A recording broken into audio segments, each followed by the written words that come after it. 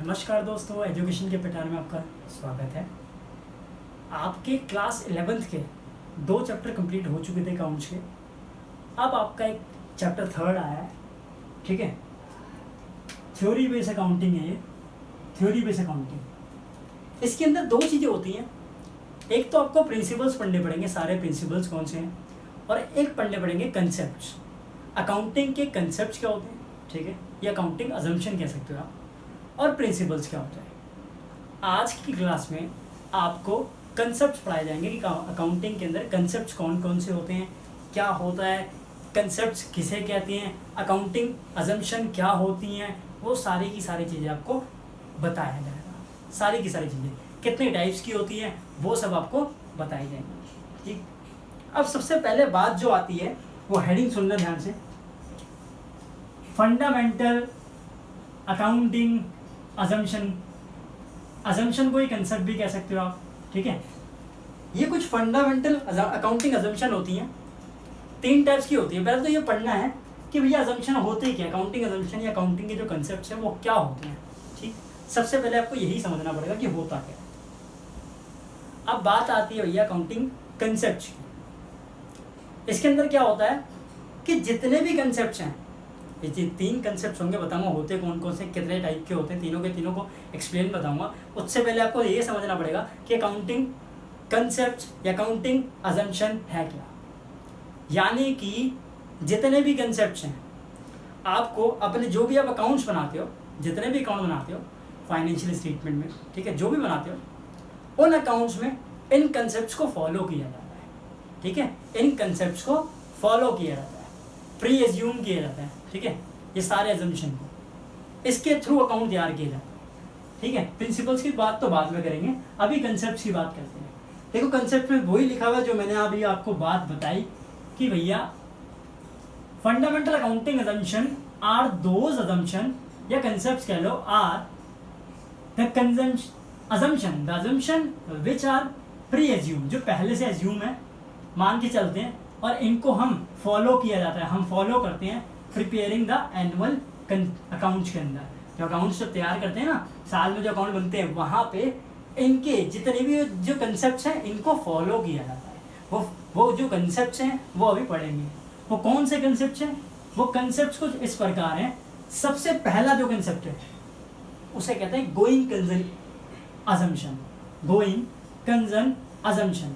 दूसरा concept consistency assumption, तीसरा concept accrual assumption. ये 3 अजम्पशन हैं जिनको फॉलो किया जाता है अकाउंट्स बनाते वक्त। जब भी आप अकाउंट्स बनाते हो, किसी भी अकाउंट, कोई भी अकाउंट बनाते हो, उसको उसके बेस पे आपको ये सारी चीज़ें फॉलो करनी पड़ती है, ये अजम्पशन फॉलो करने पड़ते हैं। अब ये जो अजम्पशन हैं, हमें पता लग गया 3 टाइप है, 3 तरह के अजम्पशन होते हैं, लेकिन इन 3 को समझना भी बहुत ज़्यादा ज़रूरी है।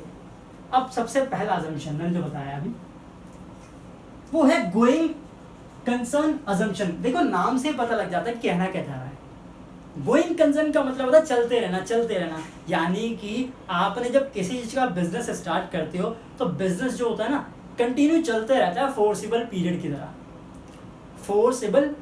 फोर्सिबल पीरियड होता क्या है, फोर्सिबल पीरियड मतलब जो आपका पीरियड ऑफ टाइम होता है ना, जब आप कोई भी बिजनेस चलाते हो तो एक ऐसा भी तो टाइम होता है जब उसको क्लोज करते हो, अपनी फाइनेंशियल पोजीशन को पता करने के लिए, भाई कंपनी को कितना प्रॉफिट हुआ है, कितना लॉस हुआ है, उसको जानने के लिए। तो फोर्सिबल पीरियड का मतलब यही होता है जो निकटतम पीरियड होता है, जहाँ तक पहुँचा जा सके, उसे बोलते हैं फोर्सिबल, ठीक है।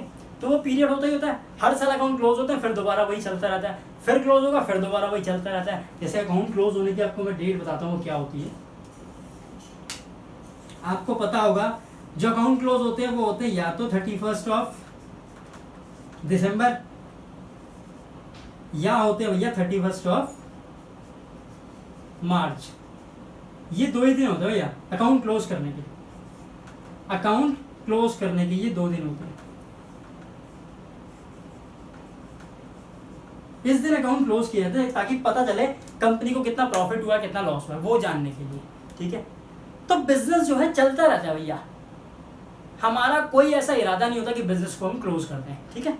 इसे हम क्या बोलते हैं, गोइंग कंसर्न अजम्पशन। अब देखो वही लिखा हुआ जो मैंने बात अभी आपको बताई।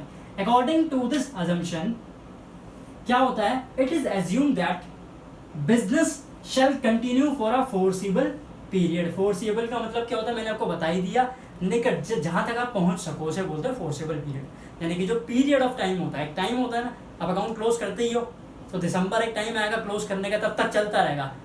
क्लोज कर दिया फिर दोबारा फिर नया चालू होगा, नया सेशन चालू हुआ, फिर दोबारा फिर क्लोज करने का एक टाइम आएगा। तो उसे बोलते हैं हर पीरियड में क्या होता है, पीरियड तक बिजनेस जो है कंटिन्यू चलता रहता है और हमारा कोई अटेंशन नहीं होता, कोई मतलब कोई इंटेंशन नहीं होता। इंटेंशन का मतलब होता है इरादा, कोई ऐसा इरादा नहीं होता कि हम बिजनेस को क्लोज कर दें, ठीक है। इसके बेस पे एक एग्जांपल लिया गया है। एग्जांपल ये कि जैसे मान लो एक मशीन है, आप एक मशीन खरीदते हो, ठीक है, आपने एक मशीन खरीदी और आपने वो एज्यूम किया कि भैया मेरी जो मशीन है, जैसे मान लो मैं कोई बेकरी का बिजनेस करता हूँ, बिस्किट का, मैं बिस्किट मतलब बनाता हूँ, ठीक है, मैन्युफैक्चर करता हूँ, उसके लिए मैंने एक मशीन ऑर्डर करी। उस मशीन को जब मैंने खरीदा तो मैंने इसे एज्यूम किया कि भैया 10 साल तक चल जाएगी।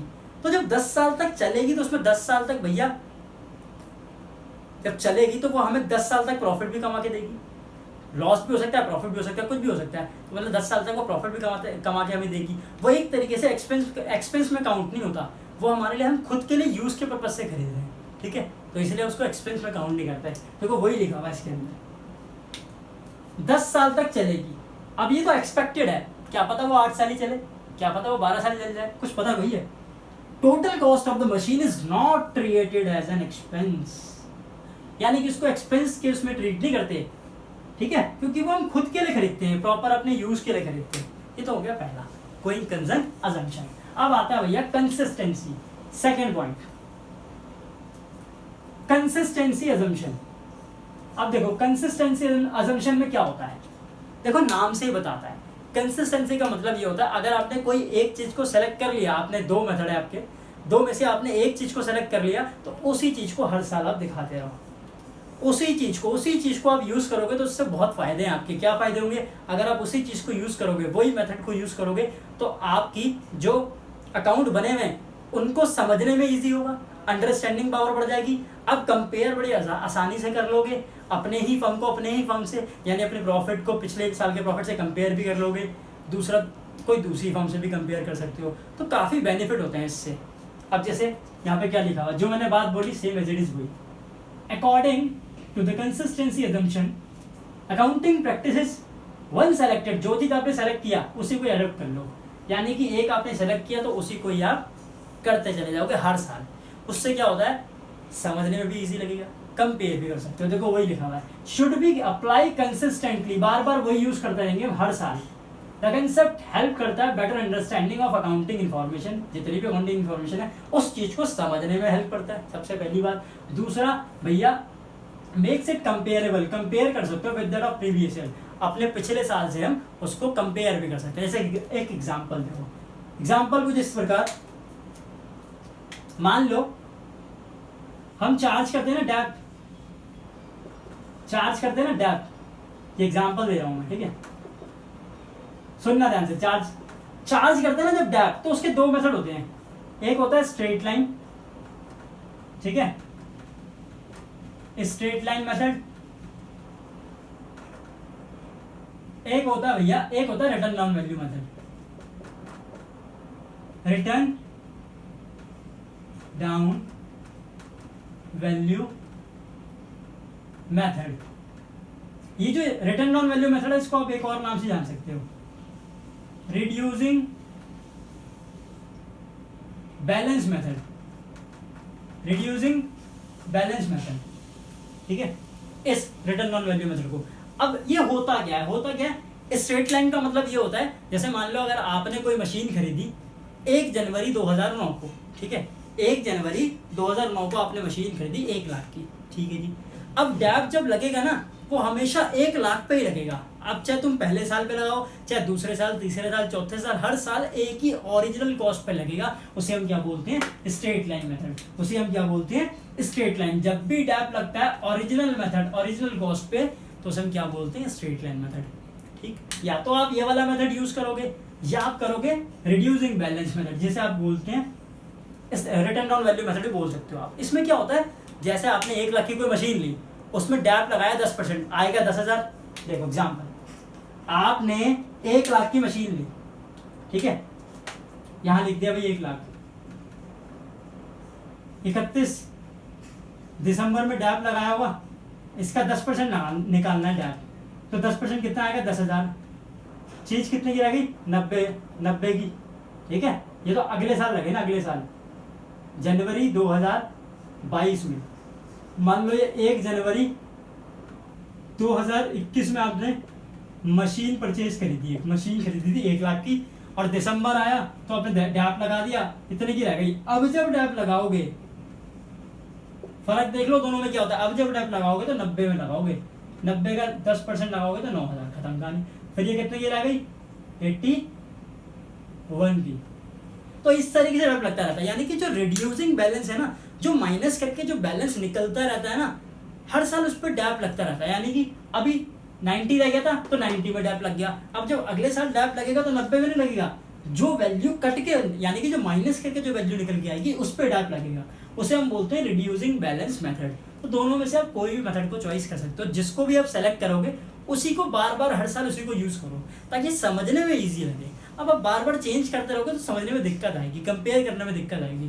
तो कहने का मतलब है कंसिस्टेंसी रहो, एक ही चीज को रखो, एक चीज सेलेक्ट कर ली तो उसी को ही रखना है हर साल, ठीक है। ये तो इसका एग्जाम्पल होगा। अब आता है अगला पॉइंट,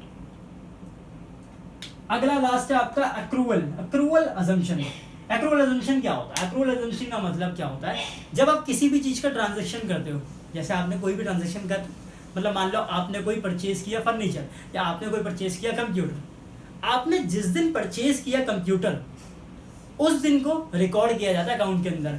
आपका सेटलमेंट का पूरा उससे मतलब नहीं है। मान लो मैंने परचेज किया कंप्यूटर भैया 1 जनवरी 2020 में, लेकिन मेरा सेटलमेंट कब हुआ, मैंने पैसे कब दिए, मैंने पैसे दिए भैया 31 मार्च 2020 में। तो जब मैं एंट्री रिकॉर्ड करूंगा ना अपने अकाउंट्स के अंदर, वो मैं रिकॉर्ड करूंगा जब आप एंटर हुए थे, यानी कि जब ट्रांजैक्शन हो गई, उसने मेरे से माल ले लिया, पैसा कब दिया उससे मतलब नहीं है, वो तो सेटलमेंट होता रहता है। तो यानी 1 जनवरी और 2020 को मैं रिकॉर्ड कर दूंगा, जैसे एक एग्जाम्पल। उससे पहले इसकी जो मैं बात बोल रहा हूँ सुनना। ये देखो, a transaction is recorded in the books of accounts, ऐसी ट्रांजैक्शन जो बुक्स ऑफ अकाउंट्स में रिकॉर्ड होती है, व्हेन इट इज एंटर्ड, जब वो एंटर हुई, बात खत्म। कब सेटलमेंट हो रहा है उससे मतलब नहीं है, enter into, not when the settlement take place.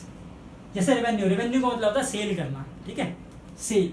Revenue is recognise, revenue तब रिकॉग्नाइज होती है, पहचान तब की जाती है इसकी, व्हेन इट इज रियलाइज, जब बेच दी जाती है। पैसा कब दिया उससे मतलब नहीं है, इसने बोला वेदर कैश रिसीव्ड और नॉट, कैश रिसीव हुआ या नहीं हुआ उससे मतलब नहीं है, कब रेवेन्यू किया, बात खत्म। अब इसी तरीके से खर्चे के साथ भी यही है, एक्सपेंस कब हुआ, एक्सपेंस में पैसा कब पे किया कंपनी ने उससे मतलब नहीं है, एक्सपेंस होता कब है उससे मतलब होता है, उस डेट को सीधा रिकॉर्ड करा जाता है। देखो, similarly expense is recognised as expense in the accounting period में वो रिकॉर्ड कर दिए जाते हैं, चाहे वो आपने पे किए या नहीं किए, उससे हमें कोई लेना देना नहीं है, क्योंकि हमें सिर्फ मतलब इसी से है कि भैया एक्सपेंस हुए या नहीं हुए, उससे मतलब होता है, या हमने कोई चीज़ सेल करी या नहीं हुई, उससे मतलब होता है, ठीक है। डेट से मतलब नहीं कि सेटलमेंट कब हो रहा है, उससे मतलब नहीं है। जिस दिन एंटर हो गई उसी को रिकॉर्ड कर दो, बात खत्म। उसे हम क्या बोलते हैं, एक्रूवल अजम्पशन। अभी तुम एग्जाम्पल पढ़ोगे तो खुद ही समझ में आ जाएगा। एग्जाम्पल इसका देखो, राम एंड कंपनी, एक कोई कंपनी है भैया, इसने परचेज किया कंप्यूटर 5 मार्च 2021 को, ये 21 है, ठीक है, 2021, 5 लाख का एक कंप्यूटर खरीदा, ठीक। कब खरीदा है, 5 मार्च को। देखो जिस दिन एंटर हो गई ना उसी से मतलब है, इस दिन एंटर हो गई ना 5 मार्च को, तो यही डेट को मैं रिकॉर्ड कर दूंगा। पैसा कब दे रहा है उससे मतलब नहीं, देखो पैसा कब दे रहा है, पेमेंट हुई है 15 अप्रैल 2021, मेरे को 15 अप्रैल 2021 से कोई लेना देना नहीं, मुझे मतलब है सिर्फ उस डेट से जब एंटर हुई। देखो लिखा भी हुआ है when it is entered into, तो 5 मार्च से मतलब है, मुझे उससे मतलब नहीं सेटलमेंट कब हो रहा है। चाहे आप खर्चा करो चाहे आप इनकम करो, दोनों में सेम ही रूल रखना है, ठीक है। दोनों में क्या सेम होता है कि भैया हमें पैसों से मतलब नहीं है, मेरे को सेटलमेंट से मतलब नहीं है, मेरे को सिर्फ काम करने से मतलब है कि भैया कब एंटर्ड हुई, ठीक है, वो ट्रांजेक्शन कब हुई, पैसों से मतलब नहीं कब आप दे रहे हो, ठीक, उस डेट से मतलब उसे बोलते हैं एक्रूवल अजम्पशन। ये तीनों अजम्पशन मेरे को जहाँ तक लगता है आपको समझ में आ गया होगा। कोई भी अजम्पशन में दिक्कत हो तो आप पूछ सकते हैं। नेक्स्ट क्लास में इसके प्रिंसिपल्स बताए जाएंगे, मेन जो बहुत बार रिपीटेड होते हैं प्रिंसिपल्स ऑफ यही अकाउंटिंग के अजम्पशन के। अकाउंटिंग स्टैंडर्ड के प्रिंसिपल्स होते हैं बहुत सारे, जो सिद्धांत होते हैं जिसके बेस पे पूरी की पूरी अकाउंटिंग बनाई गई है। यानी कि पूरे की पूरे आप पूरे इंडिया में देख सकते हो, पूरे उसके प्रिंसिपल के बेस पे ही चल रहा है सब कुछ, ठीक है। वो नेक्स्ट वीडियो में आपको बताया जाएगा। अभी के लिए फिलहाल इतना ही। कोई भी डाउट हो एजुकेशन के पिटारे में आप पूछ सकते हैं, एजुकेशन का पिटारा। इसको लाइक शेयर और सब्सक्राइब कीजिए, ठीक है। और मिलते हैं आपको नेक्स्ट वीडियो में। बाय।